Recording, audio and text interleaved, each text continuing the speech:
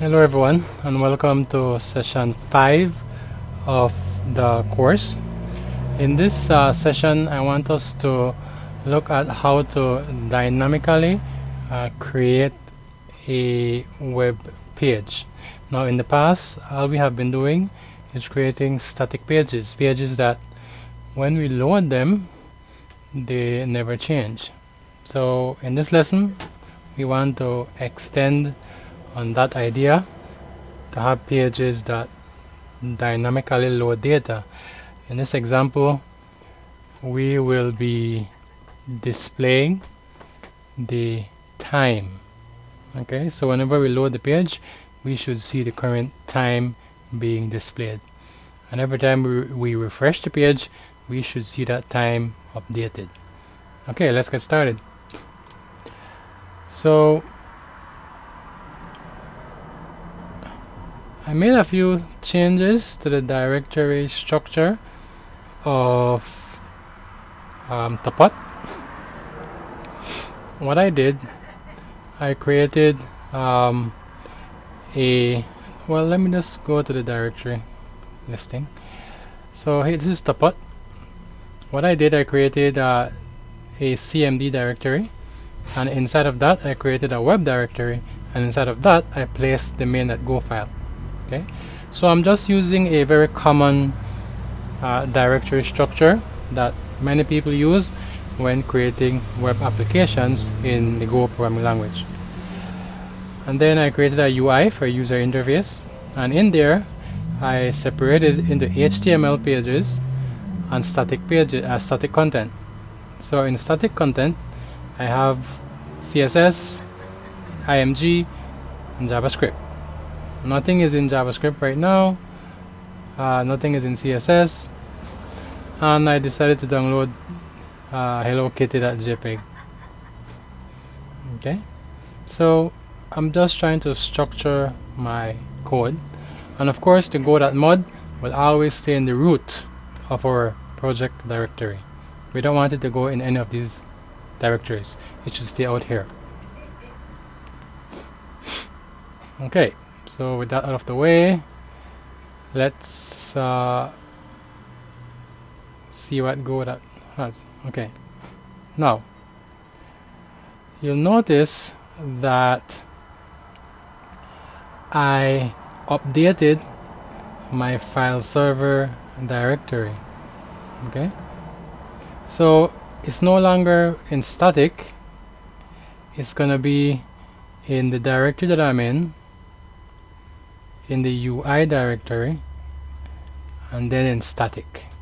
Okay, previously we simply had static, but that won't work because we have added another layer of directory, so we need to also change this directory. Okay, so let's make sure that everything still works, that we didn't break anything. So let me run main.go, and so because main.go is inside web, I will have to say ./cmd/web. That means the directory that I'm in, Tapat, /cmd/web/, and then dot if I wanted, right? So let's come here and let's simply check localhost 4000. Okay, and does resource still work? Yes. And of course I could check CSS, nothing. JS, nothing. Image, Hello Kitty, and I get that. Okay, so we didn't break anything. Our code still works after we updated our directory or project directory structure. Okay, so let's get to the business at hand. We want to actually create a dynamic page which displays the current time. Okay, the first thing we need to do is to actually let's create the page itself that we want to actually load. Okay, so I'm going to put that in HTML. Let me copy this.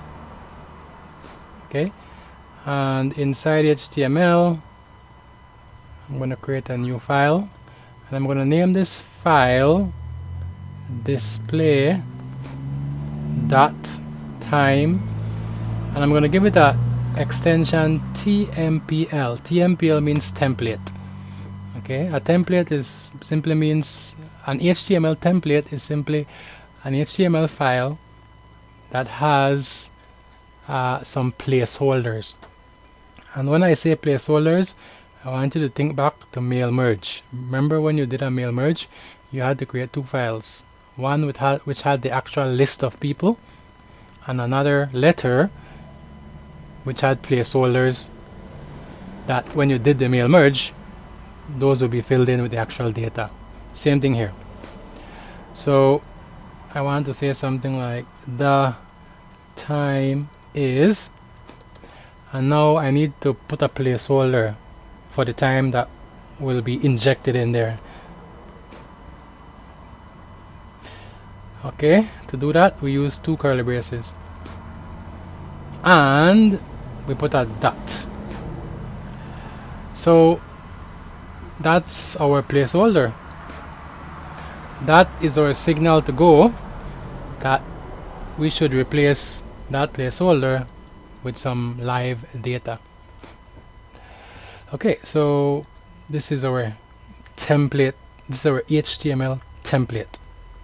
Okay, for it to be called a template, it must have these placeholder listings. Okay, currently we only have one placeholder, but of course you could have many placeholders depending on how many different things are dynamic on the web page. But for now, you're learning the basics because I don't want to complicate things and have multiple placeholders. Right? Once you know how to do one of them, the others become easier. Okay, so step one is done. We have our template, and then we need to now go to the main file. Okay, so the first thing I need though, I need to actually mention that we need to import, or we need to use HTML/template. Okay, all right, and Go is telling me that you have this package, but I don't see it being used anywhere. Oh, and one more thing we want to import is time, since we want to be able to get the time. Okay, once again it's telling me you're using time but you're not using it. Okay, let's fix that. Okay, let's go ahead and let's just create the URL. So the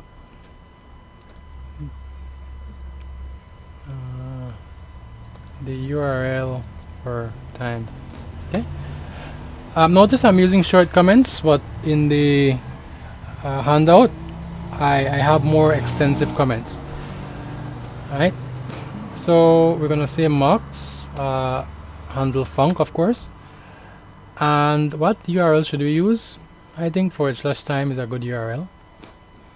And whenever the user types in /URL, we want the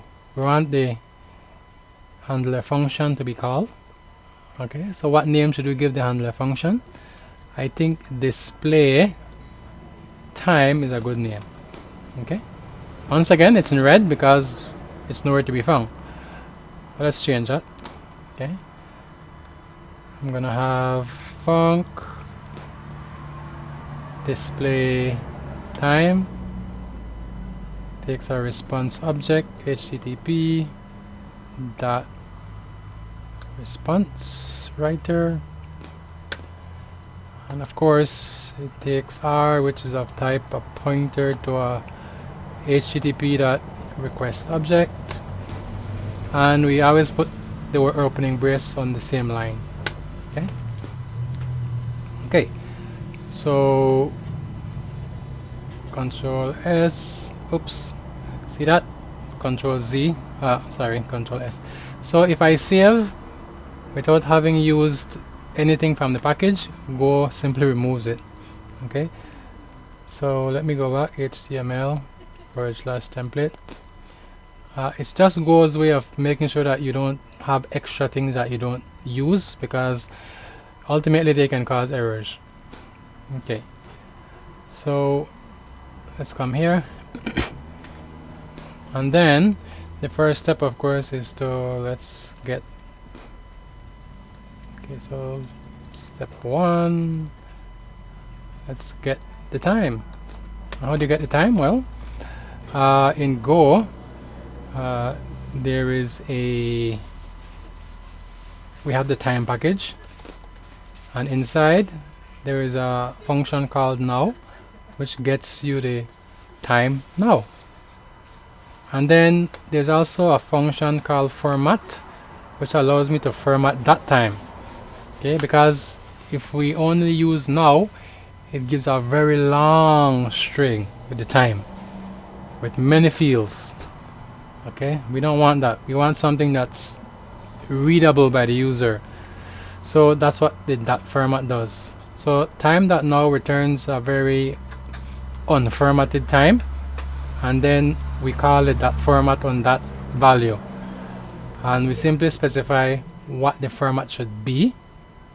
Okay, and to specify the format, we're gonna say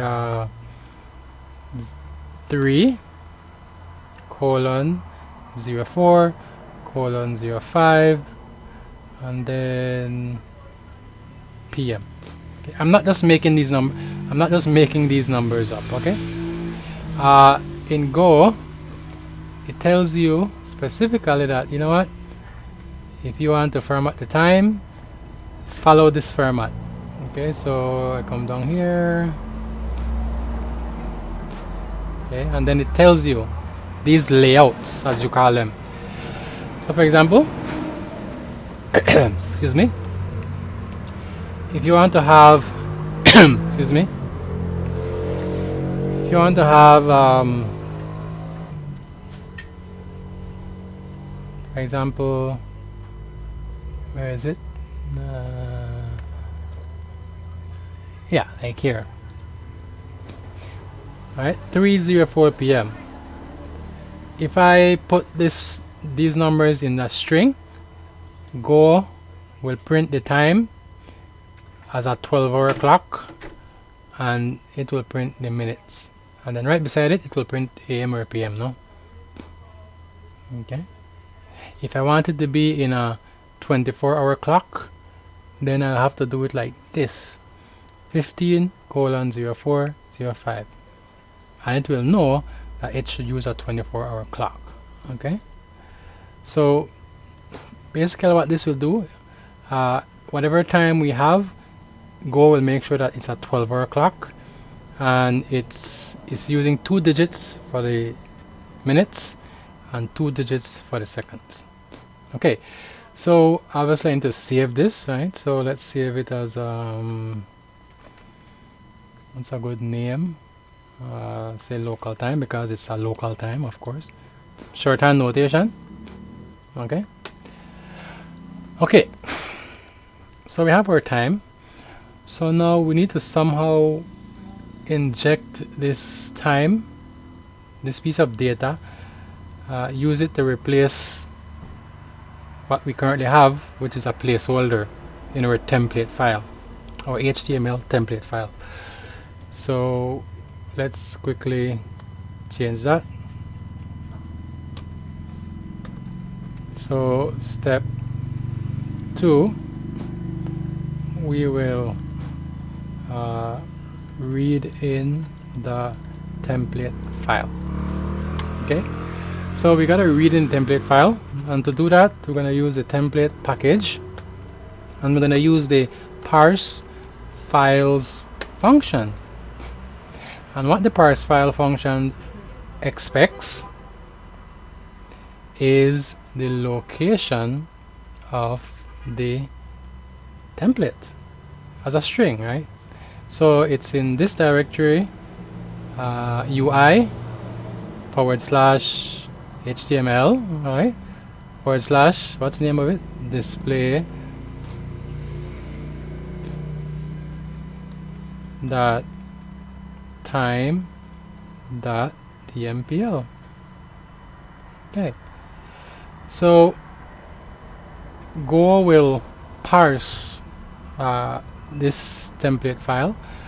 In other words, it will inspect it. It will create an object which it will use to later on do the substitution. So we need to save that. So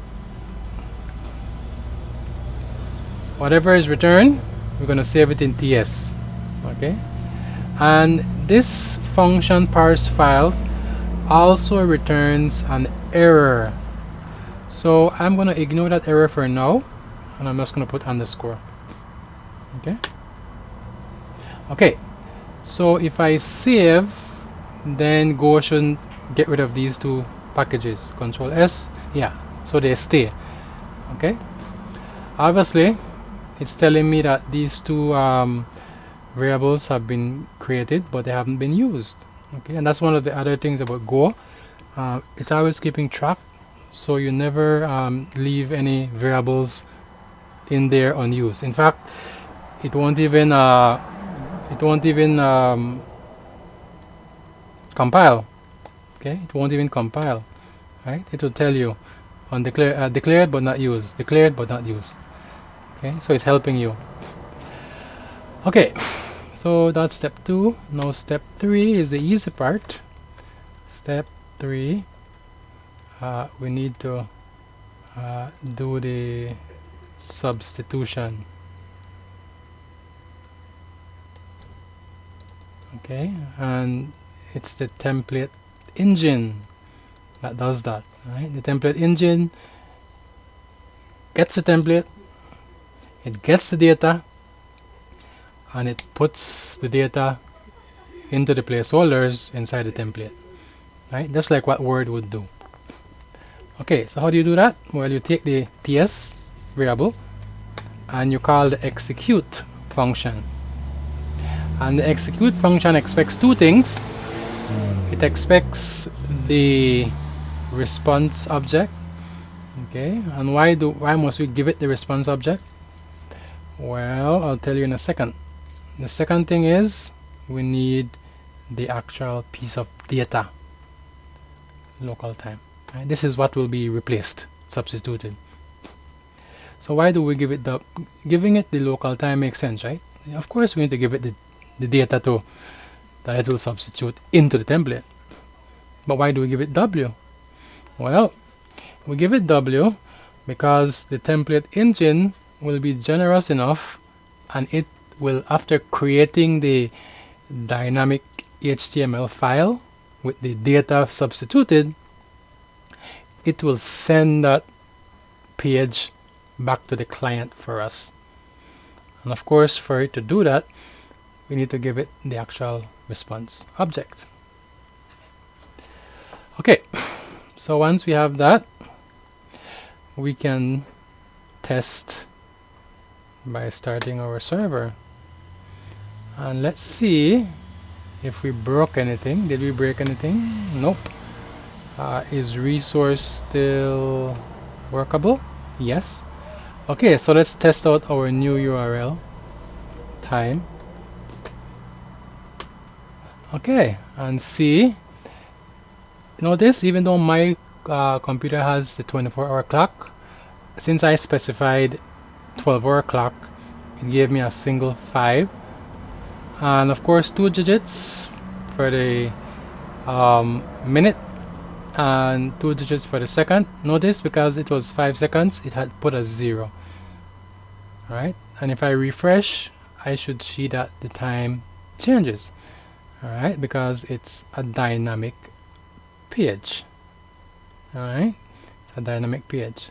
So every time I click refresh, I am calling my display time handler function, which queries the system for the current time, formats it as a 12-hour clock, saves it in this variable, and it simply grabs the template file and it lets the template engine inject that new time into the template, and that dynamic file, which is the result, is then sent back to the user to be viewed.